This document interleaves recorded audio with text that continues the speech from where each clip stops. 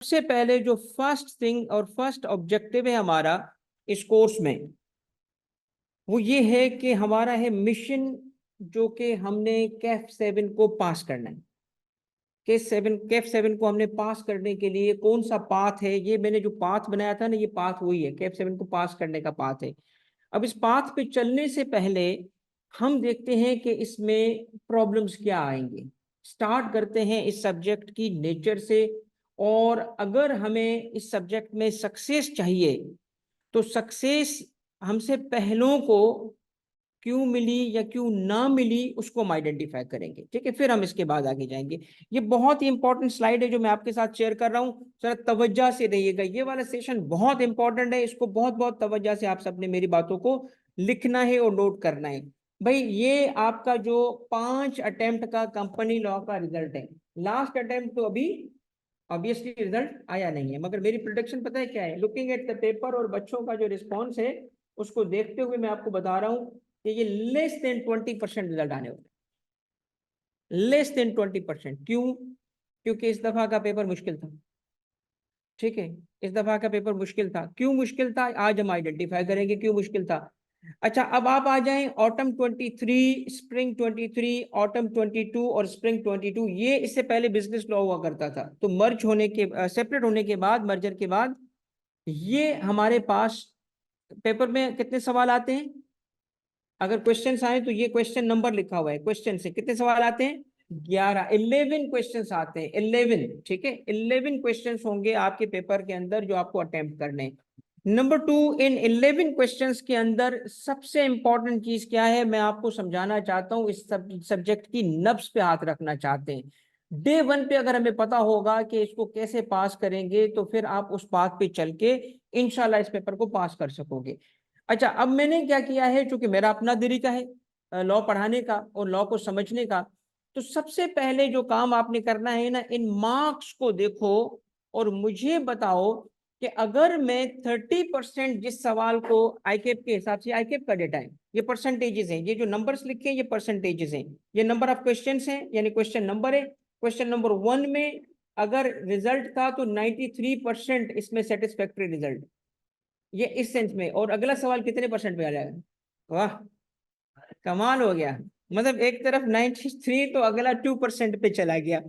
तो अब अगर आपको यूं इस सब्जेक्ट को देखना है, तो मैं आपको डे 1 पे बताना चाह रहा हूं कि इस सब्जेक्ट में आपको रिक्वायर्ड स्किल्स क्या चाहिए, और मैं स्टेटिस्टिक से प्रूव करना चाहता हूं आपके सामने।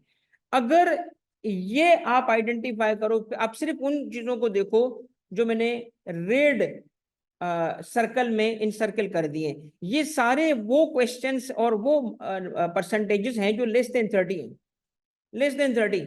इसका मतलब है, सोचो एक सवाल आया है कब, ऑटम 23 में, और 2% लोगों ने सेटिस्फैक्टरी रिप्लाई रखा है, 28% ने, 6% ने, 24% ने। इस तरह अगर आप जाएं तो ये एक अटेम्प्ट में भी, तो ये देखो क्वेश्चन नंबर 5 जो ऑटम 22 का था, सिर्फ 1%, जस्ट 1%।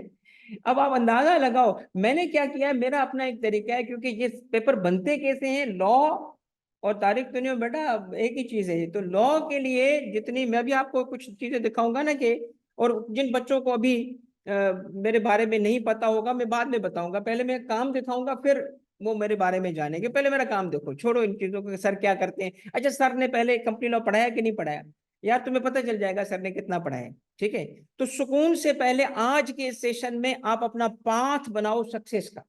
ठीक है, अब देखिए, आप एक स्टैंडर्ड मेथड है कि जिसके तहत अगर आप जाएं तो आपके पेपर में, मैं आपको ट्रेंड दिखा रहा हूं, कब पेपर मुश्किल, लास्ट टाइम पेपर क्यों मुश्किल था, मैं पेपर देख के बता सकता हूं कि इसका रिजल्ट क्या आएगा, 20%। ओवरऑल रेट जो होगा 20% होगा। क्यों? मुझे उसका ट्रेंड पता है, स्टेटिस्टिक्स बता रही हैं। कैसे? अब देखें, अगर किसी अटेम्प्ट में लेस देन 30% के सवालात, जिसमें लेस देन 30% की सेटिस्फेक्शन आईकेप की, 30% लोग उसको प्रॉपर अटेम्प्ट कर पाए, उसकी सिर्फ नंबर गिनो, यहां से नंबर गिनो। आ जाओ स्प्रिंग 22 पे, 1 2 3 4 5 6 सवाल थे लेस देन, ओवरऑल रिजल्ट देखो क्या था, 22%। इसका मतलब क्या हुआ कि अगर, अब आप आगे जाएं, देखिए नेक्स्ट ऑटम का, ये देखिए कितना था, 1 2 3 4 5 6 7 सवाल थे और 34%।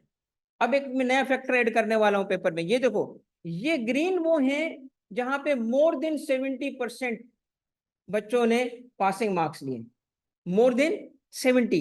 अब आप जरा पिछले 5 अटेम्प्ट में देखो, रेड ज्यादा है कि ग्रीन है? रेड बहुत ज्यादा है। इसका मतलब है कि मुश्किल सवाल 30% जब हो तो इसका मतलब मुश्किल था, 70% हो या अबाउ इजी था। तो 3 कैटेगरी में मैं सवालों को, पास्ट के पेपर्स को क्लासिफाई करता हूं। अगर 30% आके बोलता है तो इजी था, डिफिकल्ट था। 70 और अबाउ बोलता है तो इजी था। अब मुझे एक बात बताओ, जो बाकी है वो मॉडरेट है, मॉडरेट है। आप अब जरा देखो, जब 55% रिजल्ट आया, ओवरऑल 55 था, तो देखिए ग्रीन ज्यादा है, 1 2 3 4 4 ग्रीन था।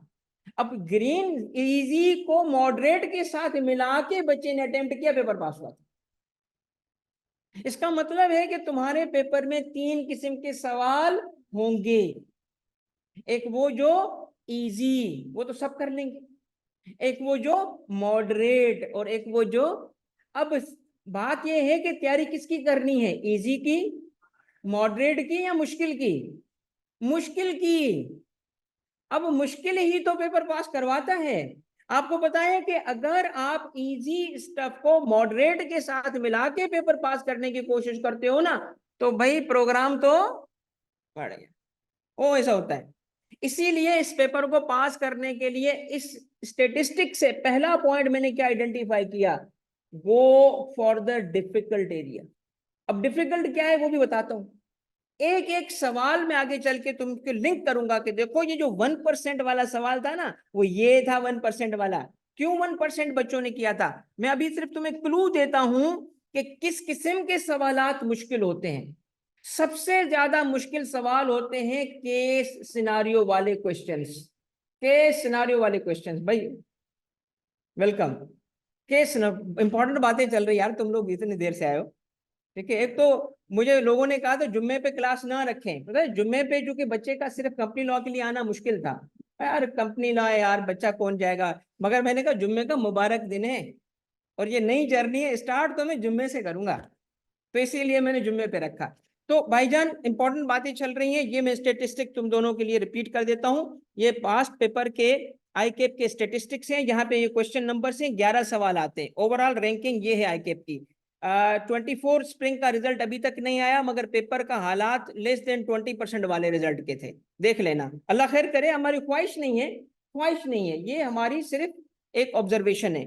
फिर आ जाओ, मैंने अभी क्या किया है, देखो सारे सवालात को यूं क्लासिफाई किया, जल्दी जल्दी जल्दी जल्दी आप आ जाएं ताकि आप इंपॉर्टेंट बातें सीख सकें।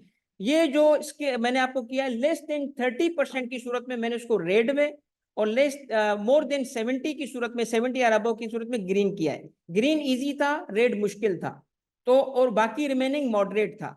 तो मैंने कहा देखो, जिस भी अटेम्प्ट में रेड ज्यादा था तो प्रोग्राम हो गया, और जिसमें ग्रीन ज्यादा था तो बल्ले बल्ले। तो अब मैंने आपको क्या कहा, एक बड़ा इंपॉर्टेंट पॉइंट में कि सबके लिए जो रिपीट कर रहा हूं आप सबके लिए, वो ये है कि पेपर पास करना है तो डिफिकल्ट एरिया को हम टारगेट करेंगे। हम आइडेंटिफाई करेंगे डे 1 पे कि आखिर इसमें डिफिकल्ट क्या है, ऐसा क्या डिफिकल्ट है, आइडेंटिफाई करते हैं, उसको इंशाल्लाह टेकल करते हैं। चलो आगे नेक्स्ट। अच्छा भाई, नेक्स्ट जो है ये है आपका, भाई कॉजेज ऑफ फेलियर क्या होते हैं लॉ के पेपर में, कंपनी लॉ के पेपर में कॉजेज ऑफ फेलियर क्या है? ड्राफ्टिंग सही से नहीं होती, बिल्कुल ठीक है। आपको पता है ये सब्जेक्ट मैंने 5 से 6 दफा पढ़ाया हुआ है। ये 5 से 6 दफा मैंने पढ़ाया हुआ है। मेरा इतना फेवरेट सब्जेक्ट था कि मैं टेक्स्ट छोड़ने के चक्करों में आ गया था कि टेक्स्ट छोड़, इसको पढ़ा। तो वो मैंने बताया भी है क्लास में कि जी मेरा बीवी से डरता हूँ यार, तो मशवरा किया जी आपका क्या था, पागल है टेक्स्ट छोड़ेंगे, कंपनी लॉ छोड़ें, क्योंकि ऑब्वियस सी बात है टाइम की लिमिटेशन थी। अब बच्चे बड़े हो गए, टाइम ही टाइम है। अब मैं घर पे चूंकि जाता हूँ तो बच्चे लिफ्ट ही नहीं कराते। पहले मैं भागता भागता था, भाई कस्बा पापा काम कर रही हूँ, अरे यार ये क्या हो गया। तो अब मेरे पास टाइम होता है ना, तो फिर मैंने कहा छोड़, शुरू करो कंपनी लॉ। तो अब जो काम है ना, ये एक दिन का काम नहीं है, जो मैं आपको काम दिखा रहा हूँ ये मेरे सालों का काम है यार। मगर बताने में, हाँ यार देखो ये 6 महीने में बनाया भाई ने, तो लगेगा यार सर तो जीनियस है, नहीं नहीं 6 महीने का नहीं, ये सालों की मेरी एफर्ट है।